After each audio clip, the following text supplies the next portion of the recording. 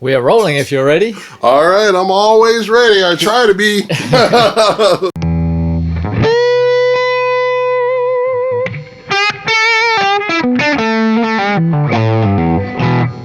Kirk, thank you for joining me on this latest episode of Pedalpocalypse. It's a pleasure to be here. And so the concept of the show, if you were kind of like we are right now, if you were forced to be in lockdown, you could only take 3 pedals with you. Or, you know, if you were traveling to a show and, you know, the only things you could throw in your bag were these 3 pedals, what would that be? And I'm looking at your pedal board now, and I think it's not too much of a stretch for you on this one. This actually is right up my alley because I only use 1 or 2 pedals anyway. But the ones that I use are really crucial, though. You know, for me, playing through many different amps and things, backline and all that kind of stuff, I have to use pedals that really work with a varied amount of different, you know, amplifiers and things like that.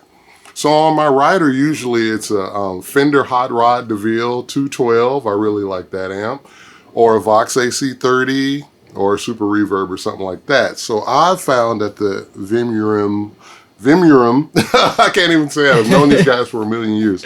Jan Ray works really fantastic for me for just being able to add more bass, cut bass, and add a little bit of grit to it. Because my style is really once removed from the blues greats that we all love, you know, like Albert King, B.B. King, Otis Rush, and all those guys. And I just have, for some of my more modern songs and things, I have a little bit more singing tone. It's almost like a 70s West Coast, Larry Carlton, Robin Ford. Not that those guys play exactly alike or anything, but that kind of more singing tone, you know. So I'll go for more of that for, you know, just a little bit, you know, just more singing.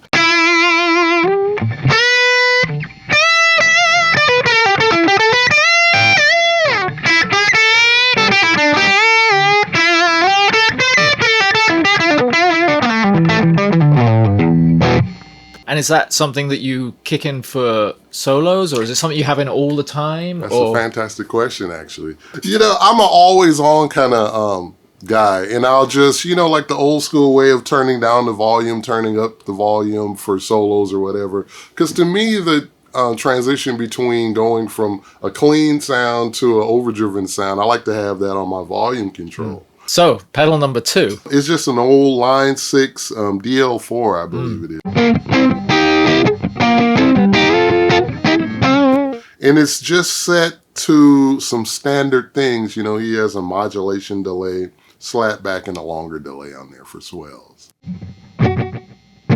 One of the sounds would be the Jan Ray and then the slapback. You know, I would do something like that, you know.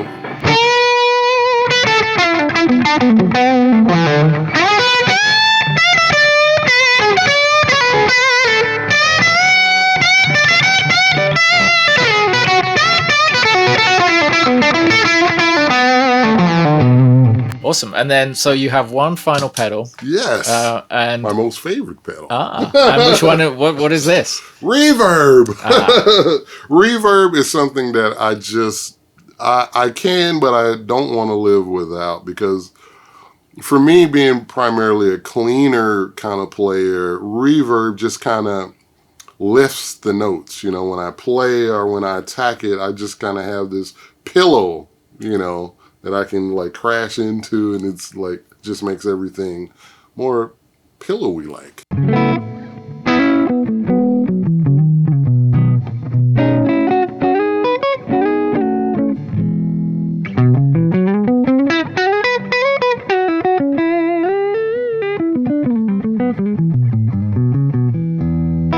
Thank you so much, Kirk, for your time. And it's an absolute pleasure having you on Pedalpocalypse. Thank you. I appreciate it. Cool. Thanks so much.